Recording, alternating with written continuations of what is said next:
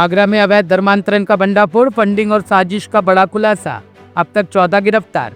उत्तर प्रदेश के आगरा जिले में अवैध धर्मांतरण रैकेट का पर्दाफाश हुआ है, जिसमें अब तक पुलिस और एटीएस की संयुक्त कार्रवाई में 14 लोगों की गिरफ्तारी हो चुकी है। इस मामले में मिशन अस्मिता के तहत 2 लापता लड़कियों की तलाश के दौरान चौंकाने वाले तथ्य सामने आए हैं। धर्मांतरण की फंडिंग को लेकर भी बड़े खुलासे हुए हैं, जिससे साजिश के अंतर्राज्यीय और अंतर्राष्ट्रीय नेटवर्क की आशंका गहराती जा रही है। आगरा से गायब जो हमारी 2 बालिकाएं थी, उस संबंध में जो मुकदमा दर्ज हुआ, उस मामले की विवेचना हमारे साइबर थाना के द्वारा की जा रही है। और इसमें आज जो है नया जो अपडेट है, अभी तक 11 लोग गिरफ्तार हुए थे, इसमें 3 अन्य लोगों को हमने गिरफ्तार किया है। जैसा कि आप लोग जानते हैं कि हमारी एक बालिका ममता, जो कि रहने वाली रोहतक की थी, उसने ऑनरेबल मजिस्ट्रेट के सामने 164 में अपना एक बयान दिया, 161 में पुलिस के सामने और 164 जो पुरानी धारा थी CRPC की, उसमें उसने ये बयान मजिस्ट्रेट के सामने उसने अपना इकबालिया बयान दिया, जिसमें कि उसने स्वीकार किया कि उसको जबरदस्ती धर्म परिवर्तन के लिए प्रेरित किया गया और उससे के साथ जबरदस्ती कृत्य इन लोगों के द्वारा किया गया और अपने घर में उसको रखा गया। तो इसके आधार पर जो जुनैद कुरैशी, जिसने उससे गलत तरीके से निकाह किया, सही बात बिना बताए हुए, उसको पुलिस ने अरेस्ट किया। वो दयालपुर दिल्ली का रहने वाला था। अब्दुल्ला पुत्र अब्दुल रहमान उर्फ महेंद्रपाल, निवासी मुस्तफाबाद नॉर्थ ईस्ट दिल्ली का, ये अब्दुल रहमान का लड़का है, और दूसरा अब्दुल रहीम, ये भी अब्दुल रहमान का लड़का है। इन दोनों को भी पुलिस ने अरेस्ट किया। पूछताछ में इसने जो अब्दुल रहमान ने जो बातें बताई, उससे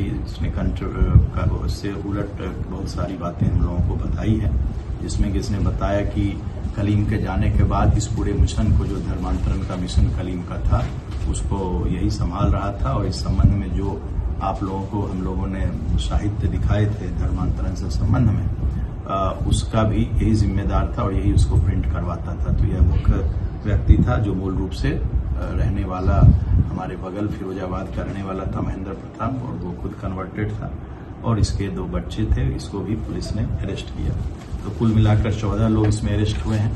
लड़की ने पूछताछ में बताया था कि हरियाणा की जो हमारी युवती है, उसने ये बताया कि अब्दुल रहमान ने उसको बंधक बना रखा था, और जो शादी कराता था जो काजी, वो काजी राजस्थान का रहने वाला था। वहाँ भी हम अपनी टीम भेज रहे हैं ताकि इस बात को हम लोग पुष्टि कर सकें।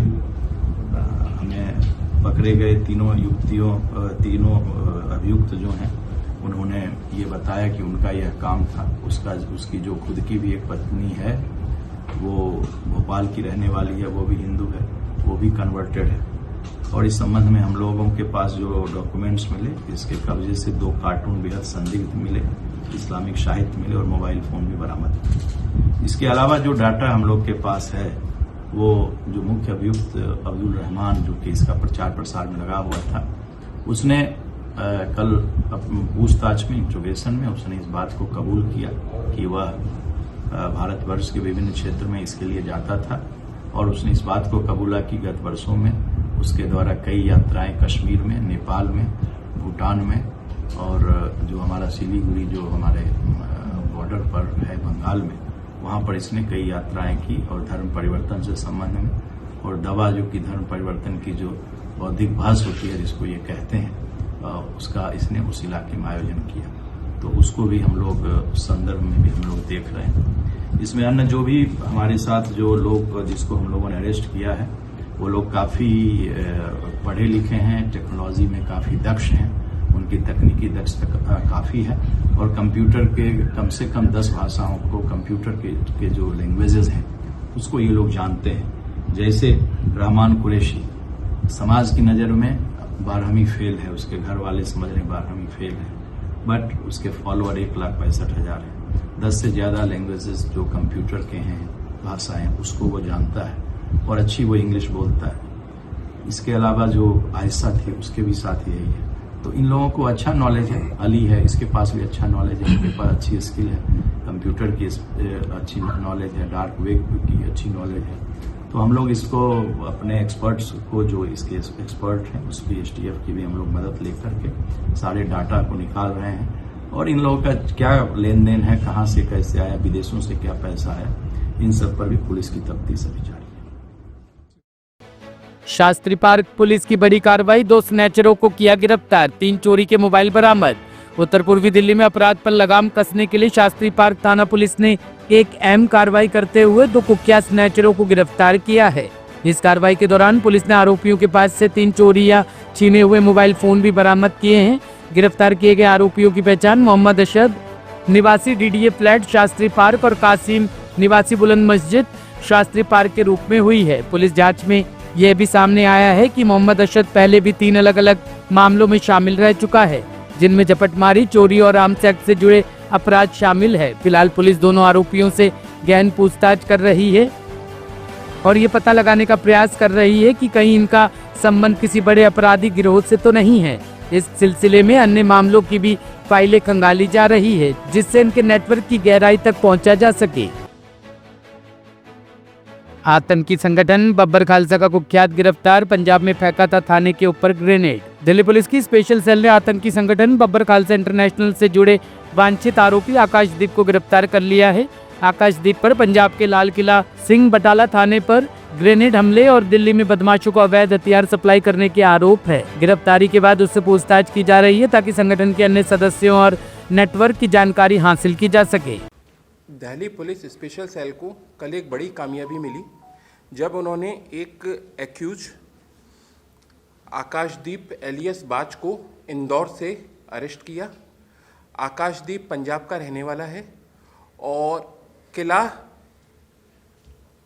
लाल सिंह जो पुलिस स्टेशन है बटाला पंजाब का, वहाँ पर एक ग्रेनेड अटैक हुआ था 7 अप्रैल को अर्ली आवर्स के अंदर, उसमें ये शामिल था।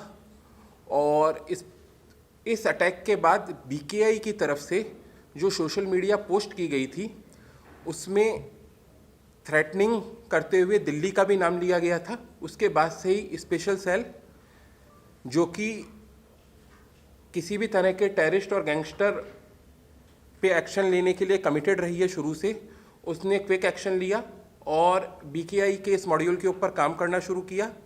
और इसमें एक बड़ी सफलता कल मिली जब एक्यूज को इंदौर से अरेस्ट किया गया।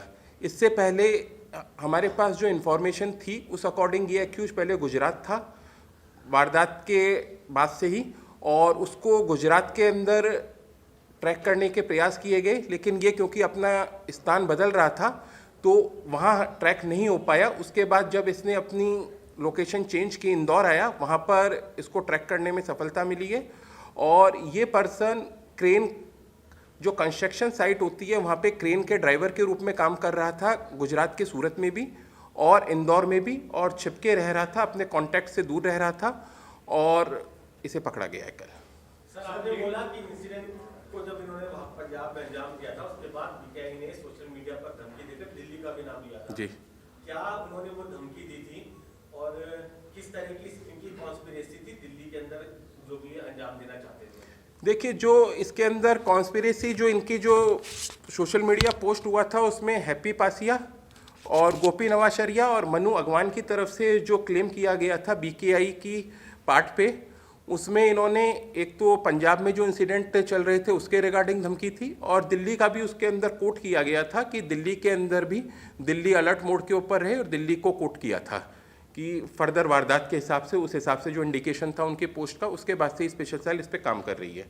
मैं इसमें ये भी जोड़ना चाहूँगा, दिल्ली पुलिस की एक ऑपरेशन सेल भी हमने हाल में बनाई है जो स्पेसिफिकली इसी टाइप के जो एक्टिविटीज़ हैं उसके ऊपर काम कर रही है और इसी टाइप के जो प्रो खालिस्तानी या आप कह सकते हैं टेररिस्ट एक्टिविटी में काम कर रही है। सर 15 अगस्त बिल्कुल नजदीक है, तो क्या अब तक की पूछताछ में क्या पता चल पाया, क्या कॉन्स्पिरेसी थी, क्या चल रहा था, क्या करना चाहते थे? देखिए, जो बीकेआई ऑर्गेनाइजेशन है, आप सबको जैसा कि मालूम है, ये टेररिस्ट ऑर्गेनाइजेशन कॉन्ट्रैक्ट, ये किलिंग के अंदर इन्वॉल्व है, ग्रेनेड अटैक कर रहा है पंजाब के अंदर कंटिन्यू ये वाला, और इनकी कुछ डिमांड्स हैं जिससे हम सब अवगत हैं। उसी के रिगार्डिंग दिल्ली पुलिस भी अलर्ट है और बाकी एजेंसीज के साथ में जो नेबर पुलिस हैं, स्टेट्स हैं, उनके साथ में मिलकर कॉपरेशन में काम कर रही है इस प्रकार की एक्टिविटीज़ को रोकने के लिए।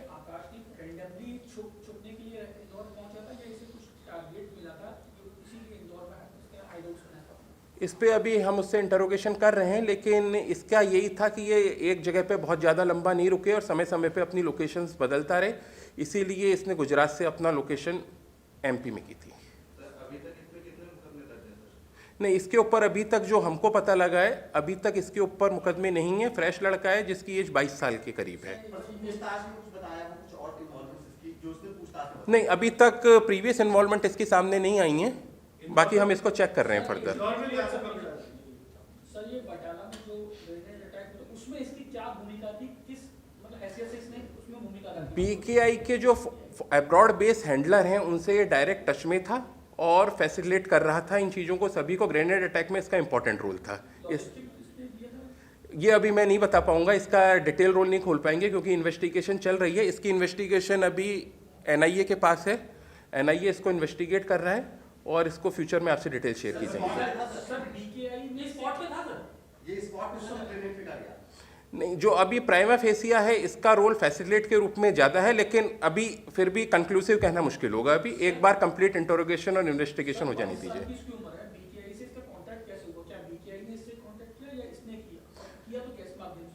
सोशल मीडिया के थ्रू इनिशियल लेवल पे कांटेक्ट हुआ था, उसके बाद फिर इनकी बातचीत और रही। नहीं, मैं पर्टिकुलर किसी का नाम नहीं ले पाऊंगा इसके अंदर, लेकिन ब्यूरो रिपोर्ट टीम तफ्तीश न्यूज।